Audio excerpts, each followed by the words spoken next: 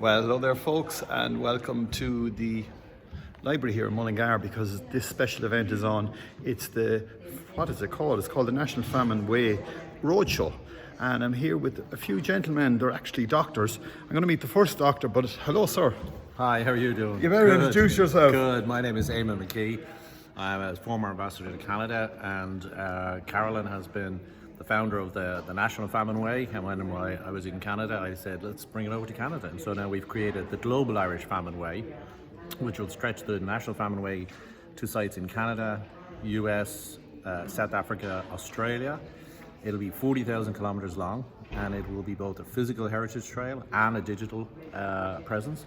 So we'll be able to collect for the first time the stories of Irish famine immigrants who left Ireland, many of them in a panic in 1847, but for decades afterwards, creating the Irish diaspora of 70 million strong. But we'll be able to tell the full global story of the famine, the immigrants, what they went through, how they survived, and how they prospered and changed the countries that they are in.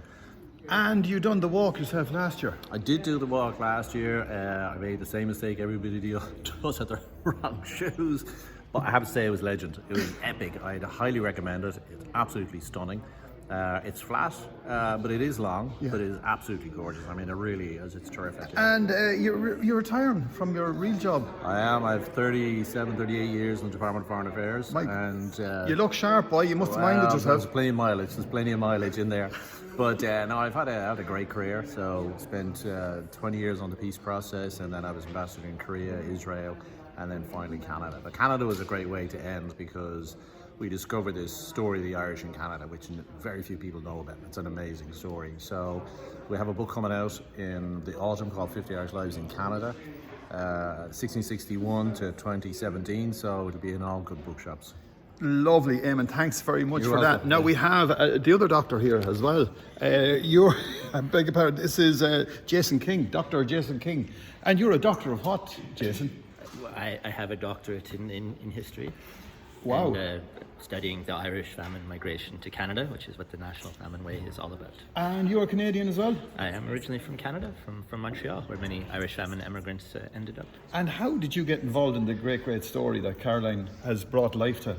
Well, I've worked with Carolyn in the Irish Heritage Trust in the National Famine Museum at Strokestown Park. I'm the academic coordinator, and I've been involved with the National Famine Way for a number of years now. I've walked it myself 3 times.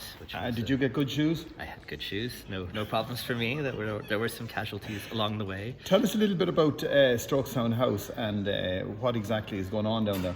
So Strokestown House is the home of the National Famine Museum, and in May of 1847, 1,490 Irish emigrants were forced to emigrate from the estate. They travelled along the route of the National Famine Way, largely the route of the Royal Canal to Custom House Quay in Dublin.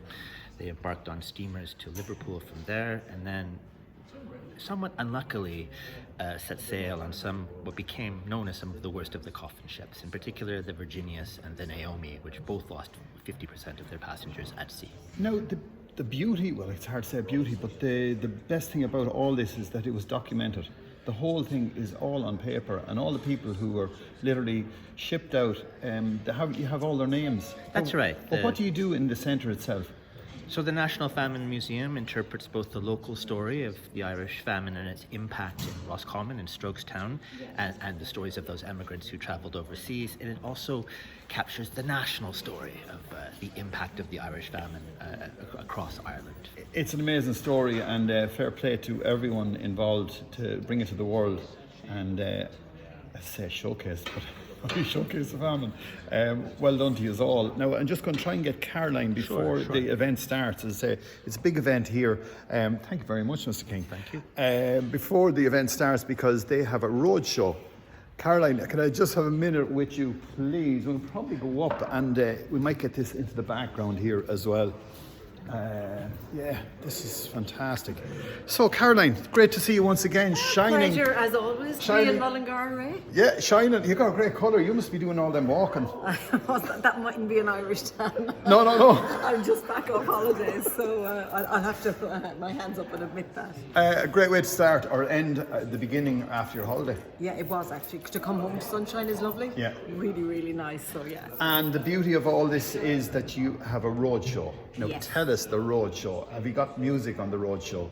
Is there singers? What exactly is on the road show? Yeah, so it's a little bit different this year. So we actually, after the May event last year, we put an application of proposal into the 7 councils for an annual event in May, and also in relation to a development officer for the National Famine Way. So they came back to us only a few weeks ago with clearance for that. So that's absolutely fantastic news for the National Famine Way. We are recruiting at the moment for a development officer for a 3-year position. So, but we only got word a few weeks ago. So that meant we weren't in a position to organise kind of a major event this year, but we didn't want to not have an event. So we said, what can we organise in 3 or 4 weeks? Because of course we like to go at the end of May. That was the time our 1490 walked. So we said, okay, we can do a road show, working with the libraries, working with the councils, and that was manageable. So that's but it's very much to be built on next year. You're saying you have a big surprise for next year. Is that one of the surprises, or you're not going to tell us? There won't be a surprise then, all right? No, we're not going to tell you. It's been developed out at the minute. Brilliant. How's it been received so far? I mean, you were in Roscommon, you were in Longford, no? Yes, Ballymahan, we were. We were in Leixlip yesterday. We did Trim this afternoon, and we're with your good selves in Mullingar this evening, and it has been fantastic. We've been really surprised. We've had great numbers, full houses in nearly all of those places, really engaged audiences, and really good Q&As at the end. So it's brilliant to have Dr. Jason King, to have Dr. Eamon McKee, who's a fantastic supporter of the trail, and as it goes global, he's just an amazing addition. And as it moves forward, I mean, I just want to talk about our own town, but in our own town we have the original workhouse. Yes. With the original doors, according to Caroline. Yes. So I mean, Mullingar is always a very special place along the trail, and we kind of generally recommend people maybe do a down day in Mullingar. I mean, as I stand looking at those workhouse doors, I just think of all the people that walk through them, and it's such an authentic piece of the story. And then of course the famine graveyard nearby. I mean, very closely connected. We do have a loop around Mullingar that we recommend people do by the workhouse and by the famine graveyard. We have to develop this out properly. We know that it's been a voluntary cause over the last 10 years, so it's going to really be a game changer. You know, a development officer will be based one day in Strokestown, maybe one day in Dublin, and the other 3 days a week will be expected to be in each of the counties, you know, working with the schools, working with the drama groups, working with the musicians, and building it all out from there. So I mean, this is what we're really looking forward to. And we have to ask about the legend, your father. How's he getting on? Oh, the legend, my father. Unstoppable still. He's still flying it. We had a great crack at Mullingar the last back time. with sheep on the Only farm. coming back to me now, what we were at. We were in the van, it was great fun. And we had great fun out at Mary Lynch's during COVID. Do you remember that? That's as well? right, yeah, You that's way interviewed back, him yeah. then, and that's way back. So no doubt you might see him again. Like, there he is behind us on the screen.